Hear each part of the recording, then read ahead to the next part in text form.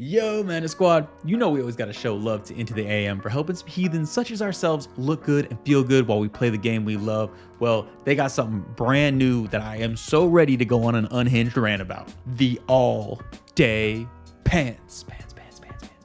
These things have next level comfort and style, are super versatile, are great value, and fit true to size. They got everybody covered with these. Are y'all trying to look good while preparing a fancy date night dinner at home for your partner? Bam. All day pants. Pants. Maybe you're like me and never skip leg day. My little caboose makes it impossible to find jeans or dress pants that fit right. Their premium 4-way stretch fabric makes sure the all day pants can keep up with your active lifestyle and all the junk in your trunk. Look at that table flipping form. Take that, smothering tide player. Pants. And obviously, most importantly, these things look amazing. For the first time ever, my cat took a split second to think about respecting me after he saw me wearing these. Even Barkevius gives these 10 toe beans out of 10. Pants, meow. Make sure y'all check out that discount link in the description below and you see it on the screen and help show the channel some love. You know we always appreciate it. And as Kenneth the Heathen always says, something about dripping in space.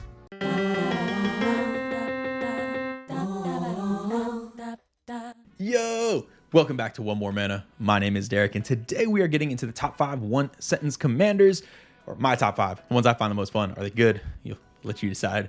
But what got me thinking about this is I was kind of doing my daily stroll through my apartment, giving monologues to my cat Barkevius about the in and outs of power creep versus complexity creep, as I do. And it's just, we'll start with power. So power creep is just something inherent in any game, card game. You get more game pieces, you get more powerful pieces, you get more options. The decks get stronger. But the real kind of question is this a good or a bad thing? Because I've always heard power creep talked about in a negative connotation, but I think for Commander specifically, at least casual Commander, it's maybe not the worst. Where I've seen the biggest effect is it's really raised the floor of Commander decks for me, more so than raised the ceiling. A lot of the most powerful broken stuff that you're doing, whether it is a Cyclonic Rift or Rhystic Study or a lot of the fast mana pieces, have been around forever. Gaia's Cradle, all those things. They've been around the game for a very long time.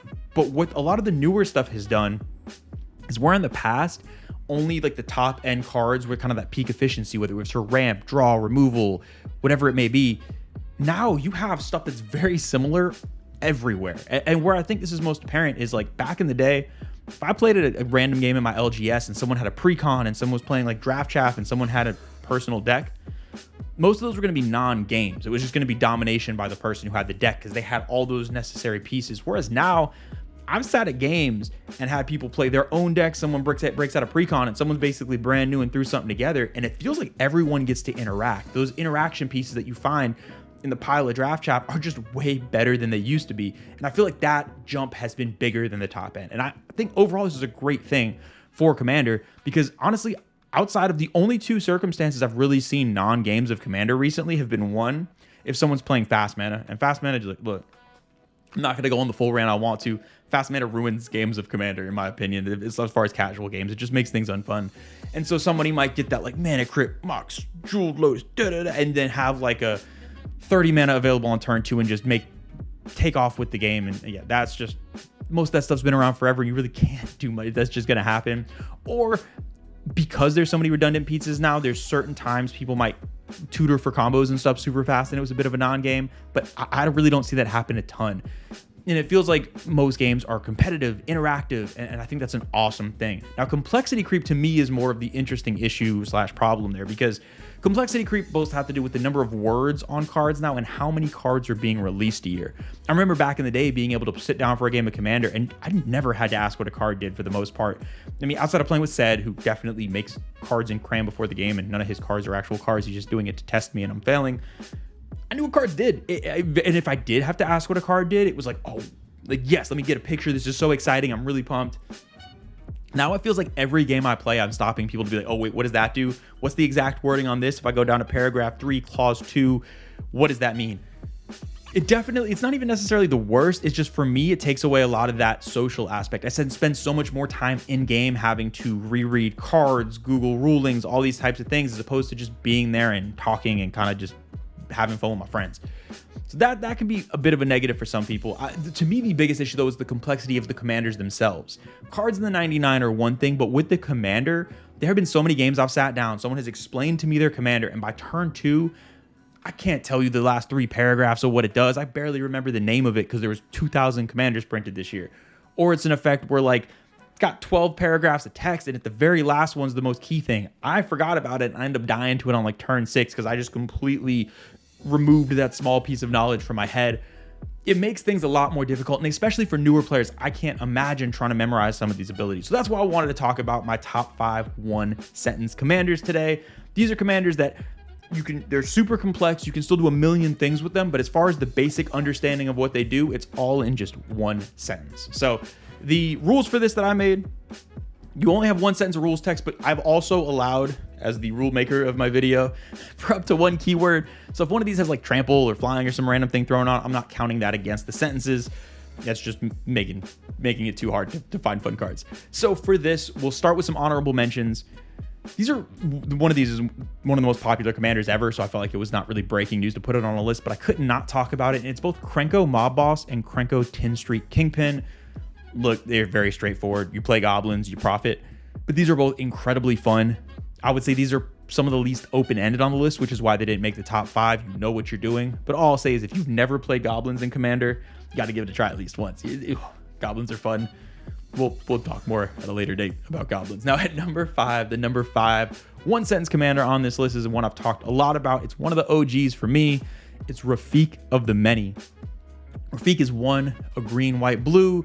For a card, it has Exalted, and the important line of text is anytime a creature you control attacks alone, it gains double strike. Back in the day, this card was so powerful. I think a lot of it is because curves were not quite as low back in the day and efficient was not as removal. So there were so many games by the time this hit the board, some players already had like a double striking just threat to murder on the table. Rafi himself could be a threat to murder at the table with commander damage. It was really terrifying back in the day. But now in a world where stuff just has like, you know, everything's got ward and this and that. It's so easy to deal with Rafi. It's still a super fun deck. I still think you can go Voltron Rafi. You can go a whole bunch of like combat damage triggers with the double strike. You can go stuff with the swords. You can go into infect. So many fun things to do. And I will say I have not played a Rafiq deck in years. So if y'all got one, shoot me a list. I would love to see it. Rafiq is just one of the OGs, one of my favorites. Now at number 4, I'm not gonna lie. At number 4, I originally put Kresh. Just because I talk about Kresh, I feel like every other video, and like I get it. I love him. Me and Kresh are boys, but maybe we'll do a different Alara legend just because I've already talked about him in like half my videos, I feel like. And we'll talk about Sedris, the Traitor King. Sedris is also in Alara, as the first 3 that I've mentioned have been an amazing set for Commander. Sedris is so cool. Simple line of text. Creature cards in your graveyard have Unearth 3. This is, or 2 and a black.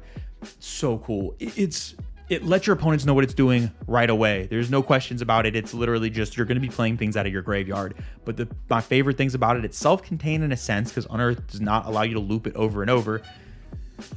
But it's very open-ended in what you do. You can go a full like giant creatures swinging, attack triggers. You can go into tokens on ETB. You can go into general ETBs. You can do a mix of all of them. I've seen treasure builds, artifact builds. This commander can go in so many different directions, all while being powerful, interesting, and super easy for your opponents to just have a grasp on what it's trying to do. Now at number 3, this is a commander I've also talked a bit about, but I just don't think it ever gets enough love, and it's Bosh Iron Golem. Bosh is just a big old golem with the beautiful text of you spend 4 mana, sacrifice an artifact, and you get to throw basically the artifact at one of your friends and deal damage to any target equal to its mana value. I get it. This is like technically a sentence and a half with activation cost, but I made the rules so I can sort of break them. Bosh is awesome. If you have not played, Bosh plays very similarly in a lot of ways to different like Felden or Duretti, those Goblin Welder type decks. But it's a lot less efficient and just so much stompier. It's just one of those, if you play in like a battle cruiser meta and you haven't, just give it a try. It is so much fun. You're doing all those goblins swapping out of the graveyard effects, and you get to throw them anywhere. And then especially with all the damage doublers and triplers in today's format, you can do some wild stuff with Bosh.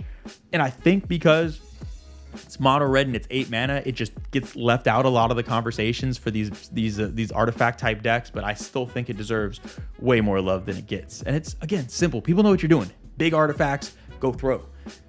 It's beautiful in its simplicity, and Bosh, you're always there.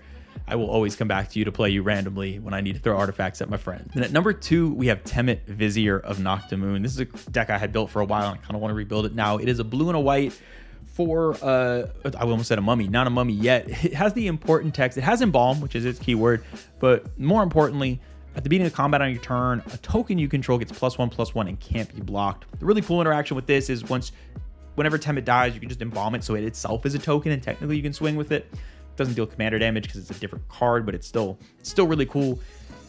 This is just one of the most, it's super unique for an Azorius deck, but it lets you do so many awesome things. I've seen it go full germ token route, so you're just doing all the living weapons and germs. You can go copy effects, so you copy your opponent's creatures to get token versions of them, and then be able to swing and just steal whatever cool stuff your opponents are doing. One of the coolest builds I've ever seen involve polymorphing stuff since you're in blue, so you can make like lots of little tokens, so you always have like combat damage triggers and that type of stuff, but you can also polymorph into a handful of massive creatures you have and then try to clone and make token copies of them to get, it's wild. You can go in so many weird directions, and most importantly, it is super just simple. Your token unblockable punchies. It's the stuff in the deck that you can get, interesting, get weird with. And I think it makes it a lot more fun. I have a lot more fun sitting at a table when I can just fully grasp without having to read 17 times what a opponent's commander does. It makes me appreciate that much more all the weird stuff the deck itself is doing. Now at number 1, we have a card that I actually have never had built, but I think about probably more than I should. It is Vorel of the Hull Clade. Vorel is 1 a green and a blue for a 1/4 human merfolk. It is a green and a blue for an activated ability. It lets you double the amount of each type of counter on an artifact, creature, or land. This thing is, one, it's old because it's a Simic card that doesn't say draw a card or ramp, so that's wild. They used to do that back in the day, I promise you.